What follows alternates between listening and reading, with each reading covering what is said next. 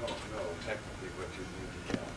Okay. But of course you need the regular college, the liberal arts, which probably lots of English, and some science. You need to know mathematics, you need to know statistics mostly. You would have to have biology. I don't know what else. If that. Psychology training is anywhere from, if you're going to get a master's degree, it's about 3 years after college. And psychology with a PhD can be a doctor of psychology.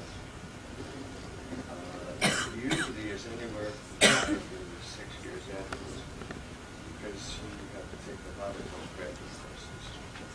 Thanks. That's a question a lot of people have. A psychiatrist, such as myself, such as I am, is a physician. He's going to medical school after regular college. And then after graduating and having an internship, take 4 more years of specialty. And that's true of all the medical specialties. You take your regular 4 years of medical school after college, and then take 3, sometimes 7 years. Neurosurgeons would take 8 years. Interns would take 3 more years. Pediatricians 3 more. Psychiatrists 4 more, etc. In a specialty. Now, if you watch Channel 2 tonight, I believe on Nova there's a show on what it takes to become a physician. And I've heard it's a wonderful show, and I look forward to seeing it. I'd like to know what happened to me.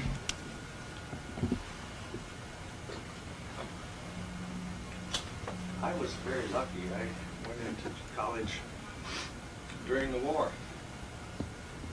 My buddies, friends were going to the Pacific or over to Germany. A very small number of us were selected by, I guess, what was a tough test in high school. It said you could go to the college to become a doctor, a minister, an engineer, steam engineer to run ships, or a pilot. That was really lucky in my senior year. So it was not a tough choice between going to college and going to the Pacific. So I went to college. And then after you got through the college, which was after the war, you had to go back and pay back. So I went back into the Navy for a couple of years as a physician. But I went to Cornell Medical School, graduated in 1950, went to, had an internship in pediatrics at Yale. Then I started my psychiatric training in Cincinnati, went into the Navy for 2 years, came back to Cincinnati, and in '56 I came to the University of Minnesota and got started on the staff there in the Department of Psychiatry at the University Hospital. And then in 1959 I got real lucky again, and I was asked if I wanted to be the Chief of Psychiatry at Minneapolis General. And I don't know why I thought about it. Jack Benny's saying, I'm thinking it over. But I thought it over for a while. And anyway, I took the job, and I was very pleased, and I just retired from that a couple years ago. 33 years. You might guess that being a psychiatrist at Hennepin General is a pretty interesting job. And some of the very, very sickest people do go to the hospital. Psychiatry at Hennepin is not the same as popular psychiatry in the office. A lot of TV notions about psychiatry that people read in mind and can tell what you should do or could do, but the kinds of patients we saw at Hennepin were very, very sick and disturbed people. They were psychotic, they were depressed, they were suicidal. If somebody had problems of living or a mild to moderate psychoneurosis, and I understand you know some of those distinctions, not give them priority for time and effort because there are too many people who are paranoid and schizophrenic and psychotic and about to kill themselves. See, I go on at the mouth, so you have to be careful, and if you want to stop me, you have to ask a question. What about neurosis and psychosis? Could you tell them the difference a little bit? Or tell them what it is. A lot of these students don't know. They don't? Yeah. Only the ones who took my psych course know. I see. That's right.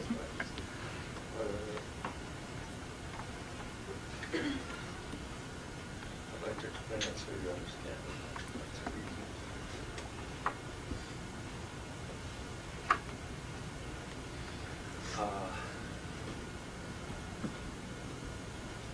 When people get ideas, beliefs about strange and unrealistic things,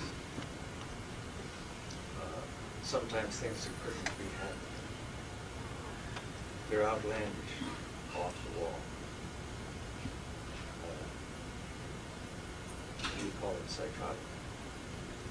Now, all of us have a little touch of that normally in our dreams.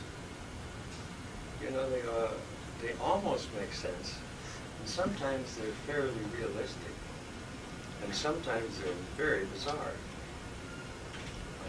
Somebody's falling out the window, somebody's chasing you, somebody's going to shoot you or you're going to shoot them, the house is burning down, all those kinds of things.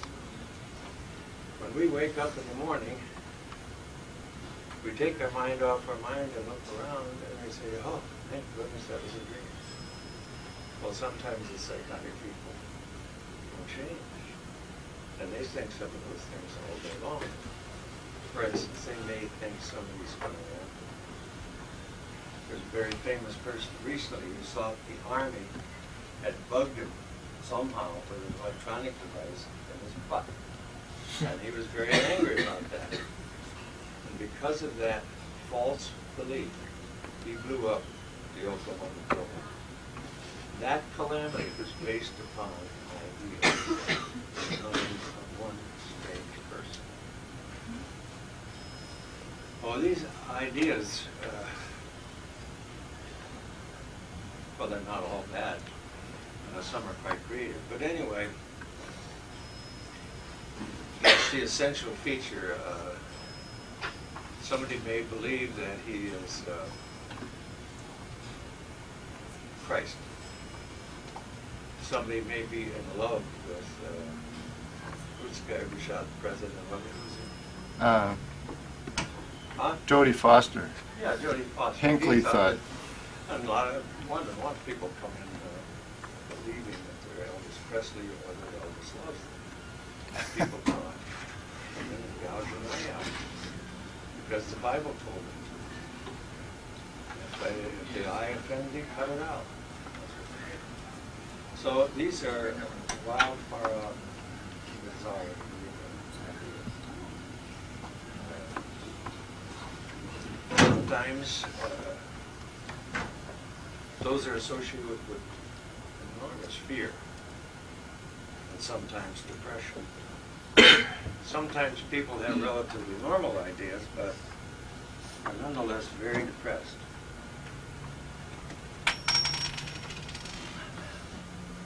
So that's the second one I want to mention, the psychosis, and I come back to the depressions, and then some of the personality problems. Psychoneurosis is, well, it's a big problem, but it's, clinically speaking, for a lot of people, it's not a huge overriding problem. I'll touch on it if you don't today. More important is depression. By the way, how many people have schizophrenia or psychosis? I think it's 2 per 100,000. It's all over the world. Doesn't make it any difference whether you're in Burma, Africa, or Northern Europe. The schizophrenia is all over, just like diabetes is all over. In fact, it's very similar as a disease to most people. The depression, you know, they talk about a different, think of it as being 2 times. One we call endogenous, inside. And the other one comes from the outside, that is to say, bad things are going to happen. And it's sad about it. Depression is one word that covers an awful lot of territory. When psychiatrists talk about depression, they usually mean a very severe sort, one that comes and goes, and one that comes and goes for little or no reason. In other words, could be a person could be happy, successful, a millionaire, a wonderful family, and everything going on is good.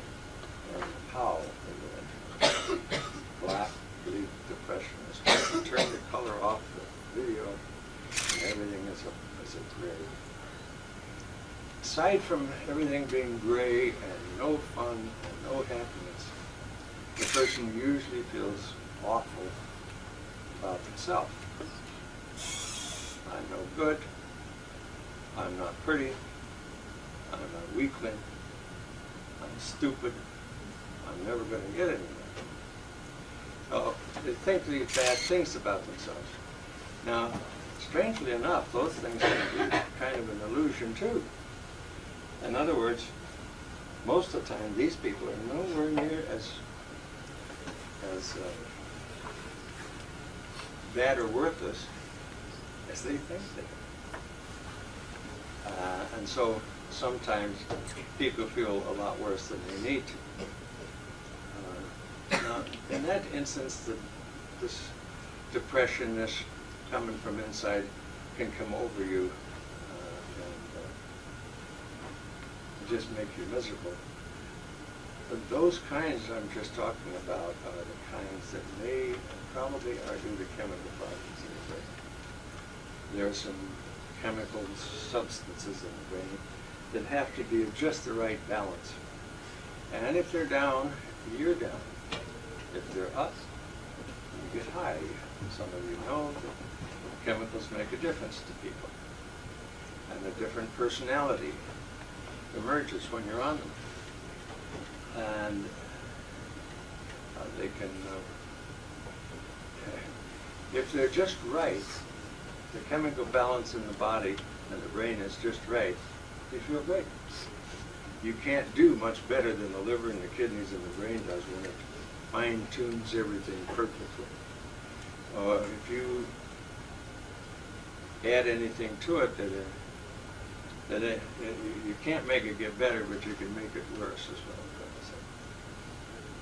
Another kind of depression I am inclined to call sadness or unhappiness, and that's when a person doesn't have a job, or they've lost their loved one, they can't get along with their boyfriend or their girlfriend, they simply can't seem to get enough money, or they have some difficulty in their schooling because of one reason or another, and so you're going to get sad when you come home with C's. And if you don't have any money, you'll be sad. So there's a lot of circumstantial reasons. And I'm sure you realize that where you live in society will make a difference as to whether you have a lot of good things going for you or you have some bad things going for you. Most of the time, the depression people have will be due to those bad situations and bad circumstances. Once in a while, and particularly if it goes depressed and then better and depressed and better, then it's the deep, bad kind of depression for which you should go see a doctor. Now, I'm a little dry, so that's what's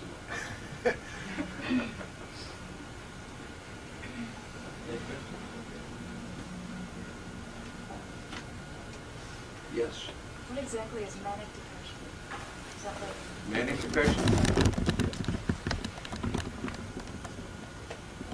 That's actually what I was just talking about when I said ups and downs. Manic depression is an illness. It's think of it as a brain chemistry illness. Like diabetes is a sugar chemistry illness. Hypertension is another kind of There are a fair number of illnesses of the brain that affect our personality and our behavior. Another very, very important one is Alzheimer's disease, where the brain is not working as well as it used to. And some of the hardware in this computer has been busted, and not all of it, but enough of it so you can't record memory very well. You can't bring it back. Manic depressive has some chemicals wrong. Those chemicals have changed the mood. And this is an illness coming on typically around age 30, and people will feel very depressed for maybe a month or two. Can't do anything. This often happens in, for instance, a business manager, lots of money, no problems. But he gets into a blue funk and he can't hardly move.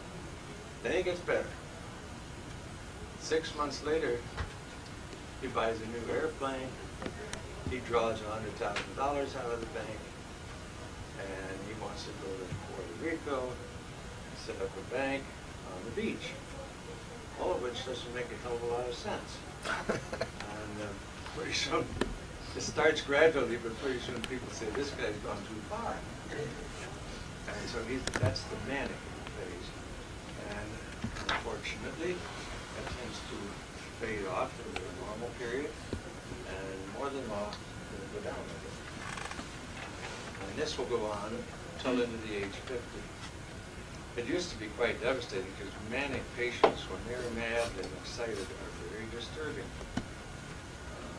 Crazy. And the depressed patients run a very high risk of suicide. Fortunately, the medicines we now have will cure or keep steady about 90%. So it's a very fixable disease. Most of the depressions nowadays are very fixable. What do you do for psychotic people? They're pretty fixable too, in a way, except not to the point of curing. I'll try to explain. Again, it's chemistry. We have some medications. They're very strong. And, the trick is to get them to quiet down these crazy thoughts and stop thinking these unrealistic delusions without having the medicine make you lava. When I started out, all we had was formaldehyde and barbituric. And I mean to tell you, people were just worked in order to not be psychotic. In those days, we had to use other kinds of psychosurgery. Nowadays, well, ever since about 1960, we had Thorazine. Thorazine is one of many drugs, but that was the first of those things. Prior to that time, Minnesota had 30,000 patients in the state hospital. Now they have 5. Believe it or not, in 1865, the mental hospital at St. Peter, can you imagine? Over 100 years ago, a hospital for the insane. They didn't have welfare programs then. They didn't have income taxes. They had nothing, but they did have to get rid of the insane. And they didn't send them to jail, usually. But they did send them to these hospitals. Anyway, the numbers in the hospitals grew enormously. After Thorazine, 80% of them came out, and the population of the state hospitals just went down. People's delusions and the excitement, fear, and terror, and rage that was associated with these nightmares quieted. They often still had the ideas, but they didn't bother them so much. They may think somebody is outside, the communists are outside and they're after them. But instead of being terrified and having to hide under the table, they would say, well, don't worry about that so much. So in that sense, it's again a chemical. We have quite a number of good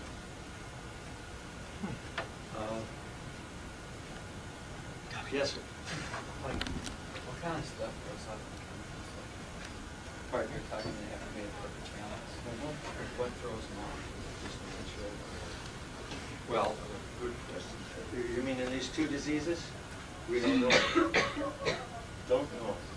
We don't know the cause of this manic depressive illness that throws the neurotransmitter serotonin out of whack. But it metabolizes too much of it. So we give them a medicine that slows down the metabolism of serotonin and they become paranoid. Nor do we know the chemicals that are out of whack that causes psychosis.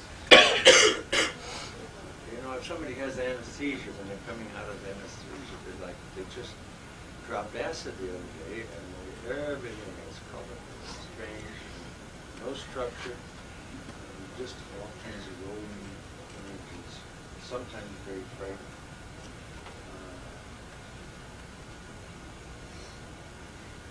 If somebody's on a normal diet, et cetera, we don't know what does that.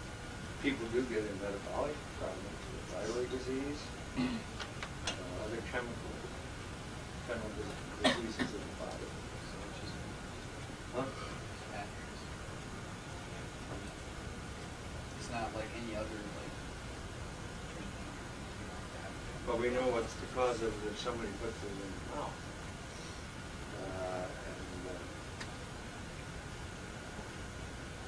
That can be pretty devastating. I've seen much too much of that. And, I will say this. Lots of times things do get better over time. More often than not. You see people who've had a bad history of that particular thing. But it's touch and go for a long time. And usually you fall out of the picture before it gets better. And it may take years. I mean, 3 to 5 years before one is no longer screwed up. I mean, being clean, it takes a long time. To be kind of at your best, to get sharp again. Was that true? Excellent. Can the chemical imbalances be hereditary or maybe by childhood, like experiences that are moved in the Yes.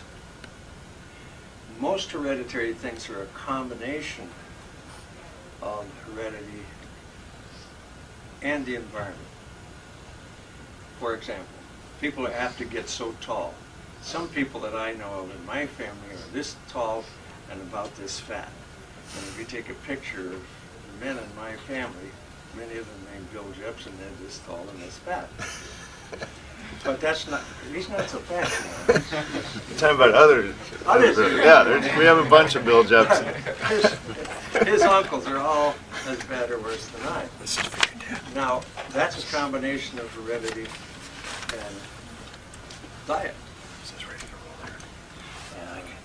Because I know that if I ate a good deal less, I would be thin like he is. So how tall you are, well, for instance, if you didn't have any calcium in your diet, supposing you lived in a third world country and you didn't have much food, the people could have been this tall, but they're not. So that's heredity and available food. So same is true of our value system. We hear a lot about it. I'd like to just say 1 or 2 words.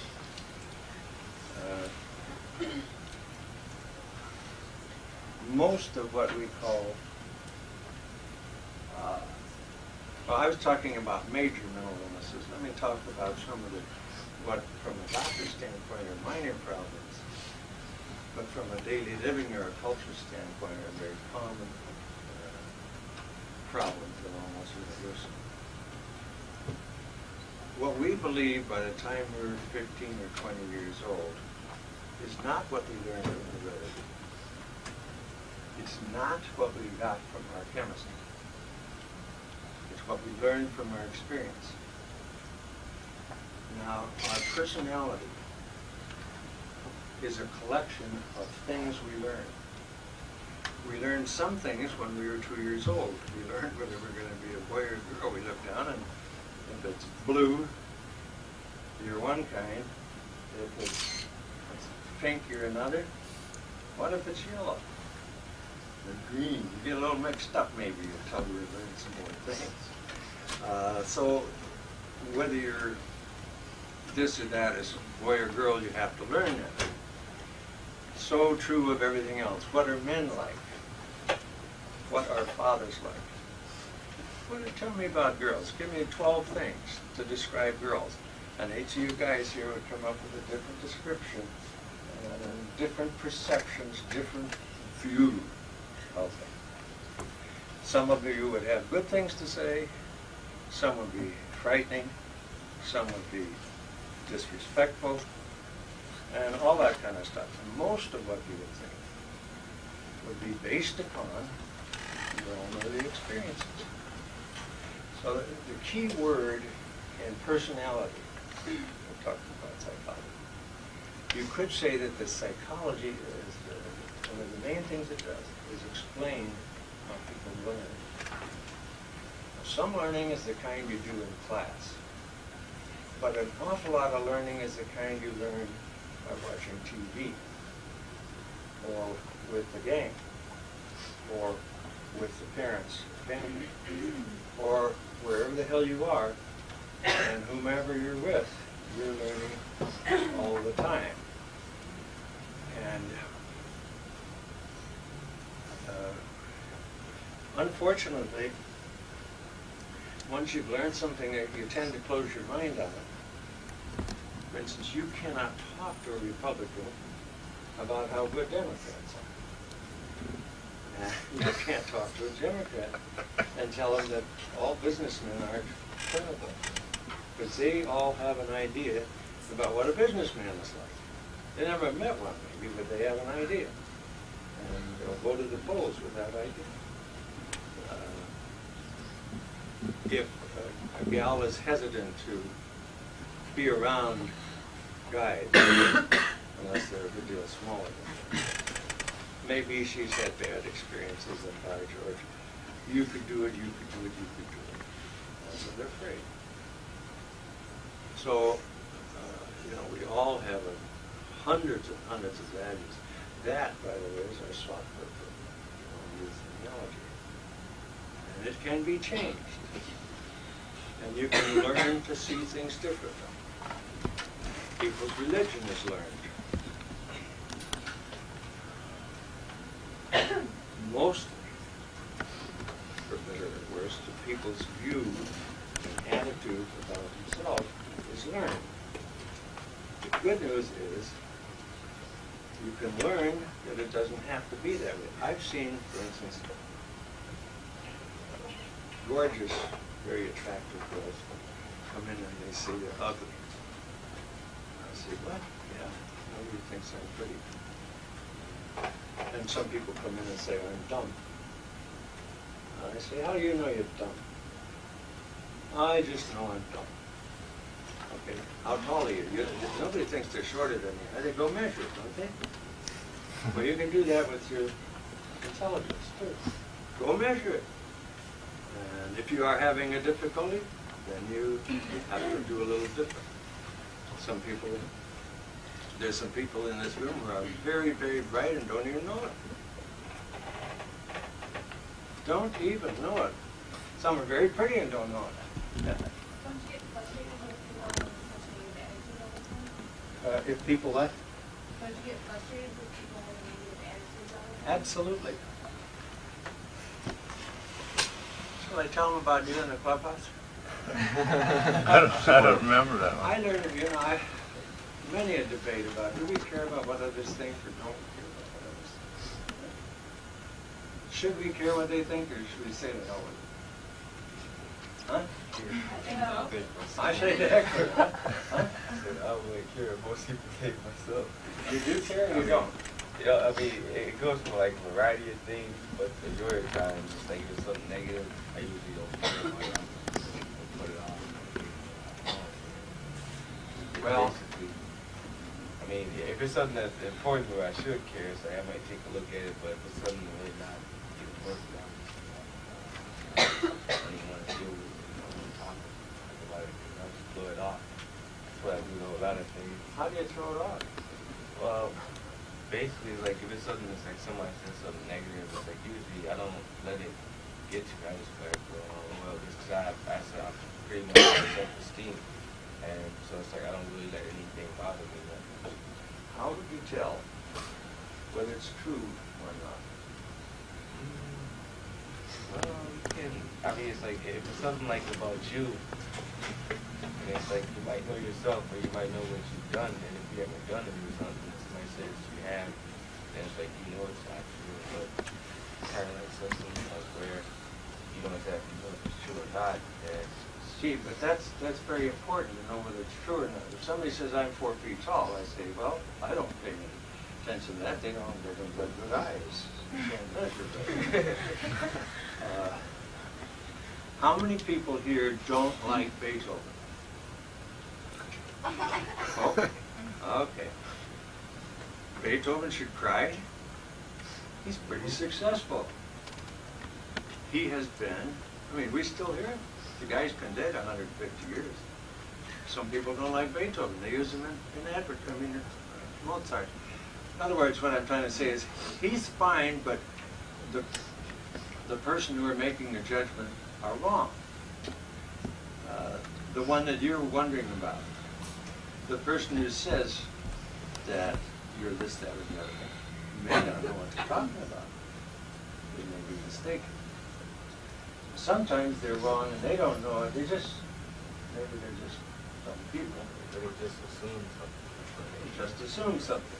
So generally, I try not to hear what they say. But it always hurts a little bit if they say something bad about me. And so what I do is sit down and say, wait a minute.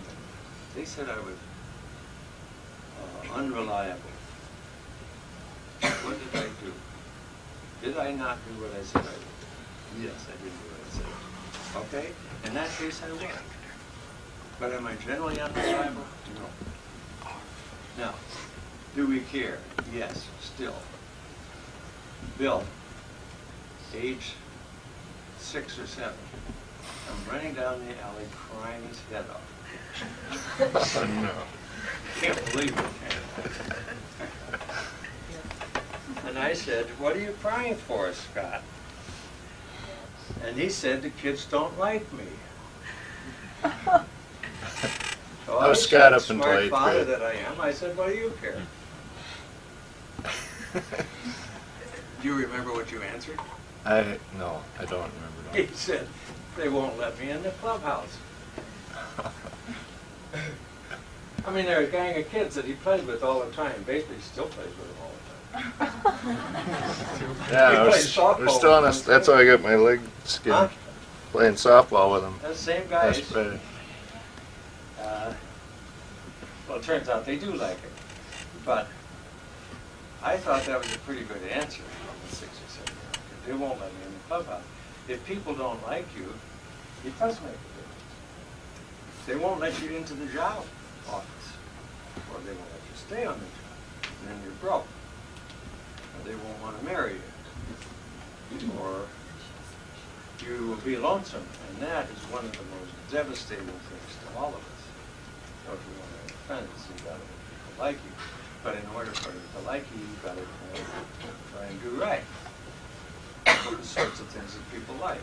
We all do that anyway. You just pick different groups. You have a small group or gang, and you get every people that young to like you, don't you? That's not such a big deal. It may be that another group won't like you. So, yes. Do you ever go to anybody and talk about your own problems? And what? Do you ever go to anybody and talk about your own problems? I can't quit. All the time.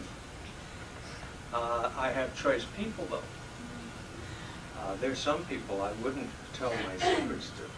I have some friends I've had for 30, almost 40 years. I don't tell my private problems to those two guys, and they don't tell me theirs. We just don't.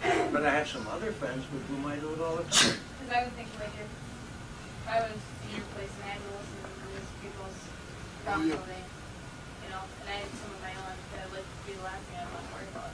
You know what I mean? Not quite.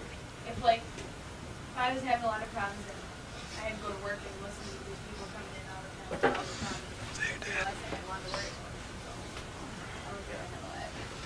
Actually, it's not really very difficult. You know who the old psychotherapist used to be? The extended family. Like in the Norman Rockwell painting with all the people around the turkey dinner. I mean, you got aunts and uncles and sisters and brothers and cousins, and they're all out there to be having a picnic at the farm. And if you've got personal problems, or you didn't pay your bill at the hardware store, or she doesn't like you, and you go talk to those members of the family, they don't charge you anything. A lot of people go to their pastor or their priest before they ever get near a psychiatrist. But mostly we need the psychiatrist because we don't have extended families like we used to. I want to tell you one thing about people liking it. It's very important because I've seen it so much. I mean, maybe it pertains to people your age. That's a guess. You got somebody that you like very much and they don't like you very much. Common problem. People come into the emergency room and they're going to kill themselves. They're going to cut their wrist and pop some pills. Why are you so depressed? Well, let's see, what can shall I use? I'll use a gal. And she says, George doesn't like me. George doesn't want me. And I can't live without him. But now comes the big question. Biggest, dumbest question there is. What's the matter with me that George doesn't like me? George doesn't like you for the same reason that you don't like Beethoven. He just doesn't dig Beethoven. Or he just doesn't favor you. He likes a different person. Whether George likes you is inside George, not you. If she doesn't like you, that's her fault. Do I make myself clear in that, or have I confused you? Don't blame yourself for that problem. If I like somebody, it's me that brings that about, not the other person. We tend to say the other person makes me feel this way. That isn't quite true. I feel this way, and the other person lets me feel that way, or enables me to feel that way. Now, I don't want to get too complicated, but I've seen it so many times that if somebody's lost a relationship, they want to know what's wrong with they themselves, instead of understanding, supposing the guy's a weirdo, but you didn't know that when you started going with him. You thought he looked pretty good. Now he says he doesn't like you anymore. What's the matter with you? Nothing. He's a weirdo still. And you're lucky he doesn't like you anymore. Lucky as hell. Maybe that's a good place for us to have to switch. Yeah, now we're going to switch that. Oh.